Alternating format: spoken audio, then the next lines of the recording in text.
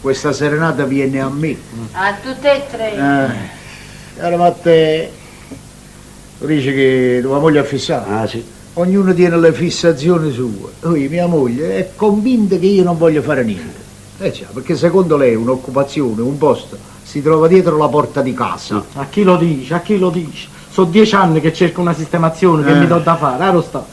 Ti offrono solo quando te l'offrono cose saltuarie, lavori momentanei. Sì, per conto mi dica che è meglio rinunciarci, tanto si è capito che il lavoro non ce n'è, non ce ne sta. Oh, se c'è ci vuole la raccomandazione, o che so, una carta, una cosa di studio. No, bravo Matteo, hai messo il dito sulla piaga. La cosa di studio, lei chiama il documento, ma che sembra così, sapete leggere, sapete scrivere. E pure sotto le armi succedeva la stessa cosa, io mi ricordo, come vi chiamate? Girello Andrea, sapete leggere, sapete scrivere? No signore, sei analfabeto, che mestiere sapete fare? Uno di tutto. Allora, che significa uno di tutto? Ma come, dove mi mettete là mi trovate? Ah, ho capito, tu sei napoletano e sai cantare le canzoni. Mannaggia le canzoni, chi le ha inventate e chi le ha cantate per la prima volta. E cantando, mi facevano fare uno di tutto. Si deve pittare la stanza del tenente. Beh, c'è sta Girello Andrea, quello è capace. Chiamate Girello Andrea. Si deve costruire un muro. Come quello fa il muratore, chiamate Girello Andrea.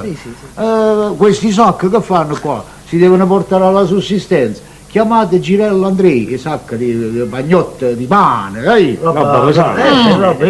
sacchi di patate sopra le spalle. Per esempio, la missione è pericolosa. Qui ci vuole un volontario, ragazzi, ci vuole un volontario. Ma no, capito? Pronto, eccomi qua. Come ti chiami? Girello Andrea. Sì, la segnalazione, la licenza premio. Ma quando era l'ultimo dei conti?